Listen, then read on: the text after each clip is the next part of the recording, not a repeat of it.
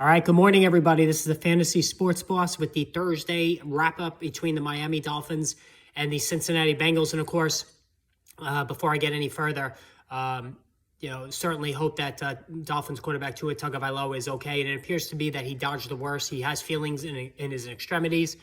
Was going to travel home with the team, which was shocking to me. But there's going to be repercussions from this. There's going to be investigations from this.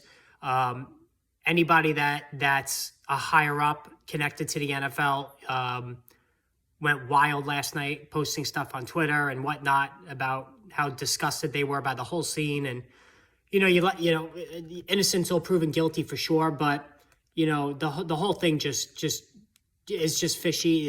It's just a bad look.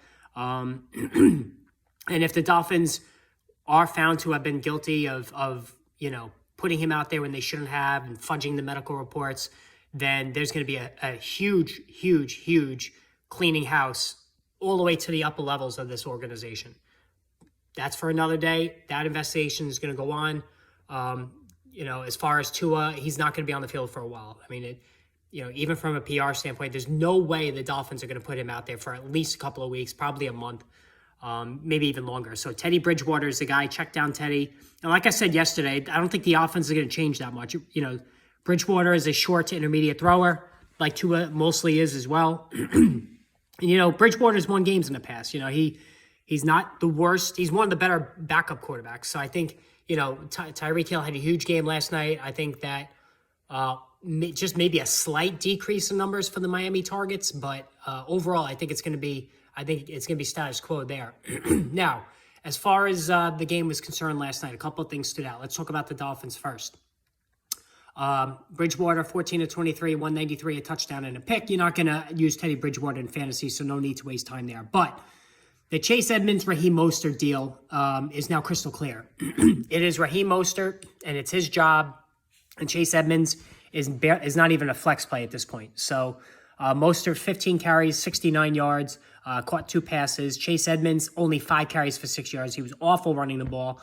Only 2 catches for 14 yards, but he scored. So he scored 3 touchdowns the last 2 games, which has helped prop things up. He's hit double figures, barely, but hit double figures in 3 out of 4 games. But the snap percentage, routes run, carries, you name it, Mostert's the guy. So this is a big surprise to me and most of the fantasy football community.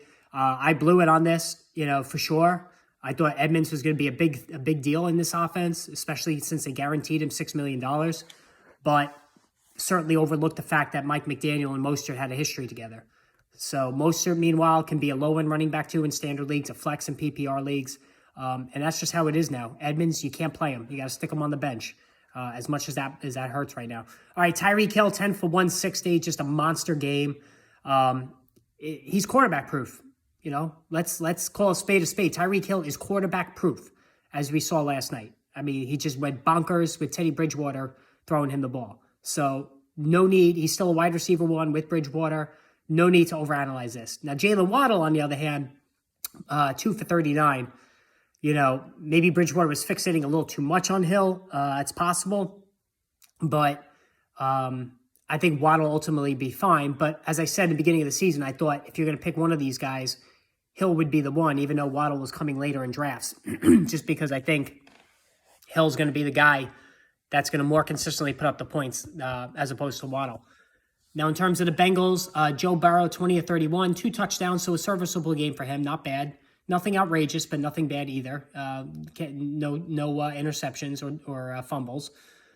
Joe Mixon, I had some questions about, whether, people asking me if they should start him. I said, absolutely. And he rewarded with, I believe, around 17 fantasy points, 24 carries, 61 yards. So the rushing yardage, the per carry average is still not great, but he did score. And Mixon caught 4 passes for 13 yards. So the efficiency is not great. It's almost like Najee Harris last year. Has Mixon lost a step? Maybe. He's getting a little up there. But the offensive line is just not gelling.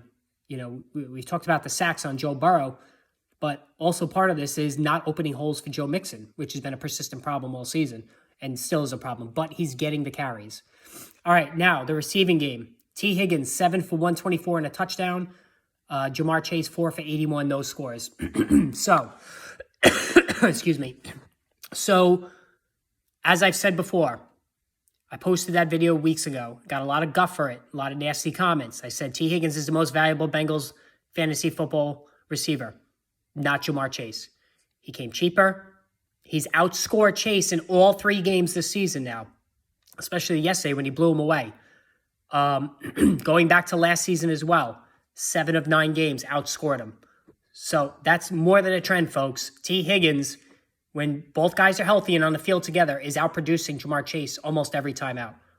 Chase is getting double teamed for sure. Higgins is benefiting from that, but you can't argue the point that Higgins has been the more valuable player. That's just how it is.